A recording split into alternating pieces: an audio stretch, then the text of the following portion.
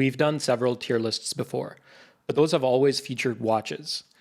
Today's tier list, instead of single watches, ranks some of the top luxury watch brands on the secondary market by the value retention of their current production catalog. All the numbers in this video, and there are going to be a lot of them, come from WatchCharts.com. Are you looking to browse listings from the biggest private sales marketplaces across the web?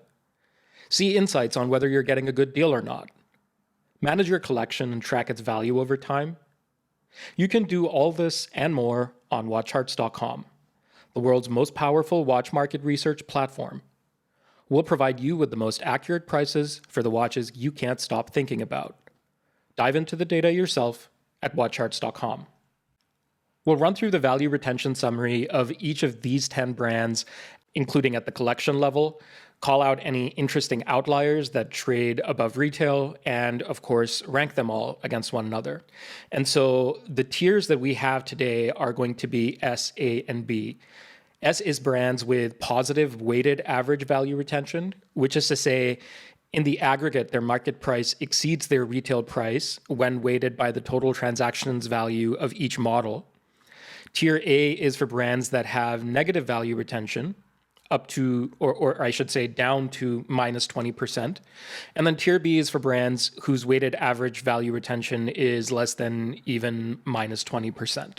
My apologies for this interruption. In the process of editing the raw footage for this video, we realized that the sheer amount of content we have covered would make putting all of it into a single video quite unwieldy. So even though this started out as being a brand value retention tier list for the 10 brands that you just saw, this video is going to be part one of a two-part series that will cover the first set of brands so that the video length remains watchable.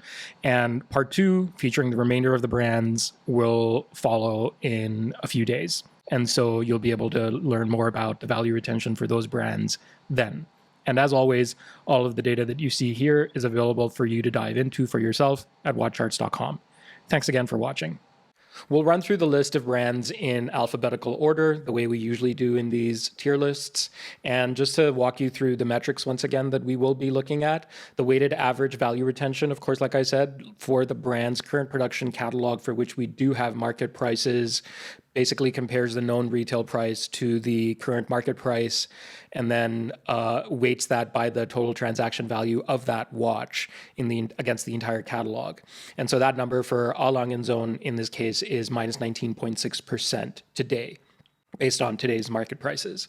Their average retail price is $51,900, and so that's one sort of very factual way of saying that this is a luxury watch brand.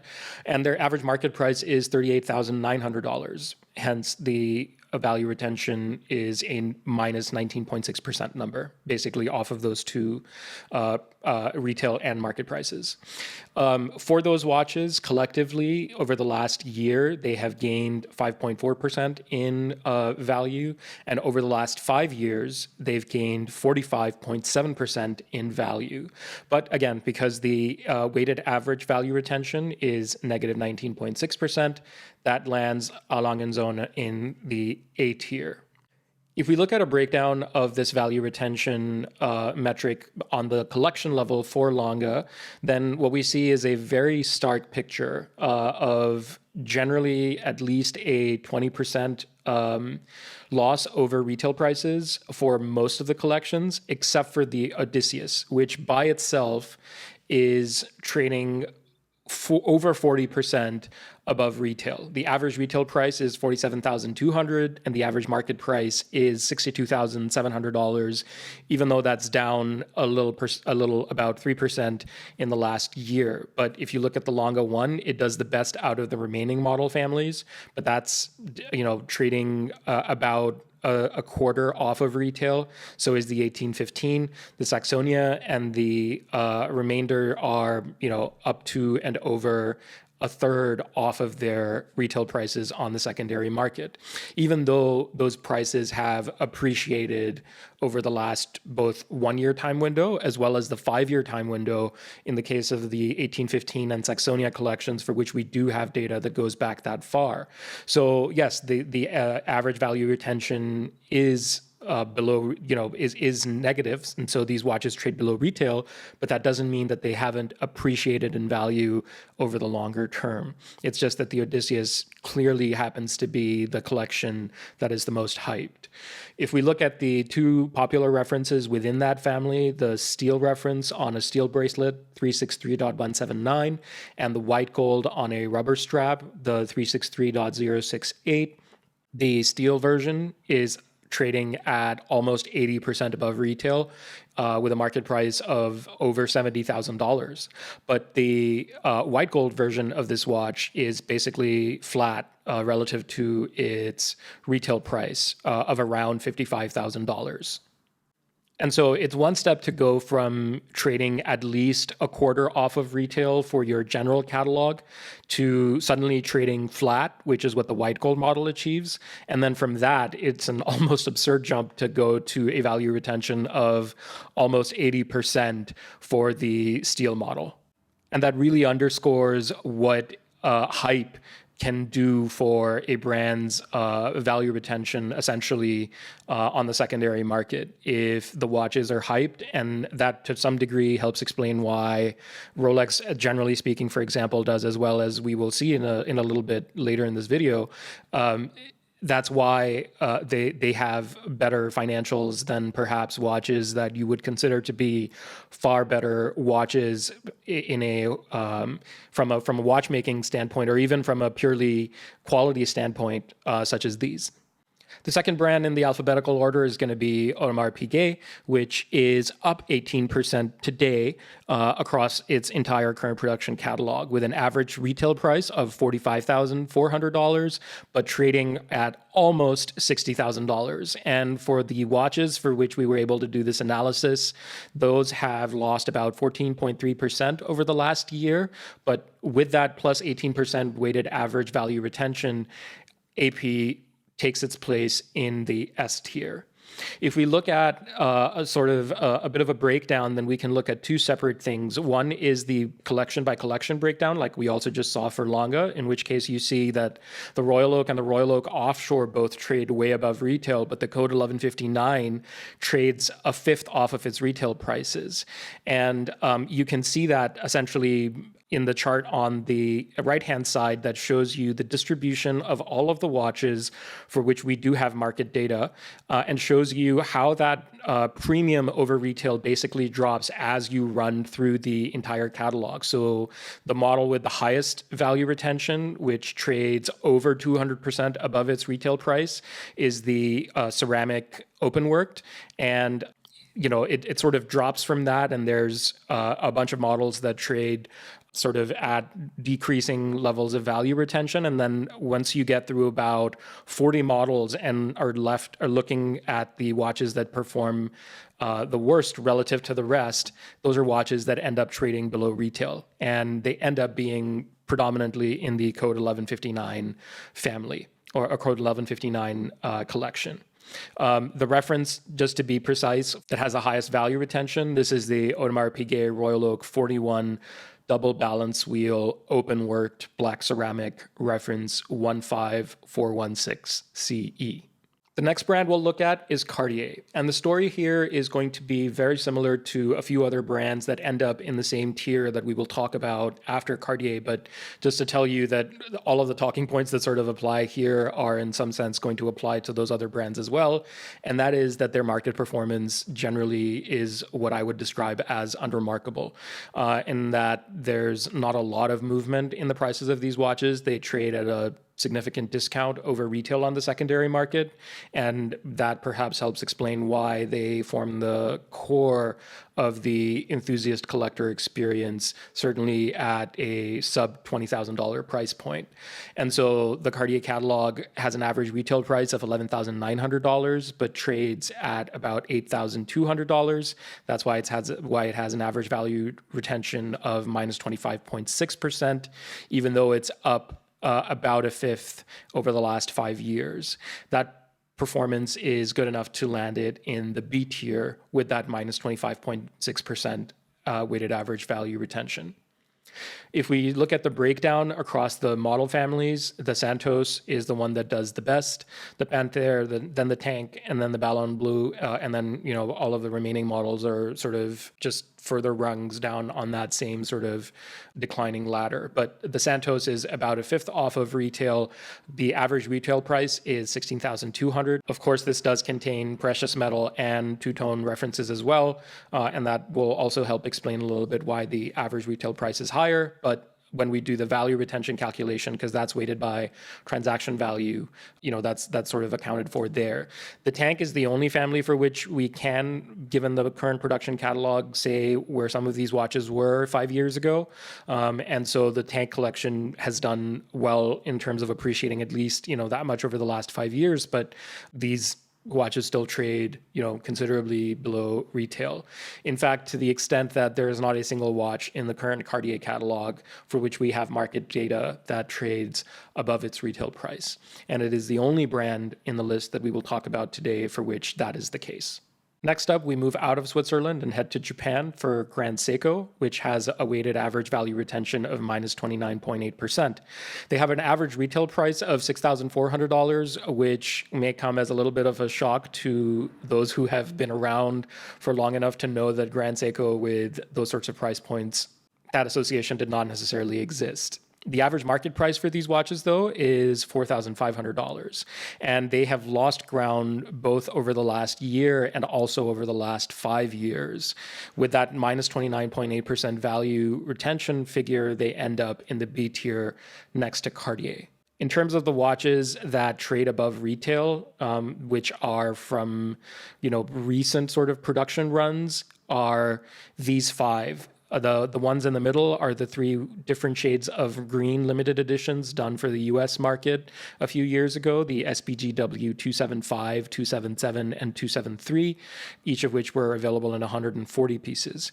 Then you have the manually wound SBG K017, 300 pieces of that with a very striking blue dial with a geometric pattern, and the SLGA 007, an Evolution Series 9 collection spring drive watch with the new movement and new case design and the new bracelet, without the power reserve on the dial, with just the most striking, deep, rich blue dial that is Grand Seiko, honestly, in my opinion, at some of its best.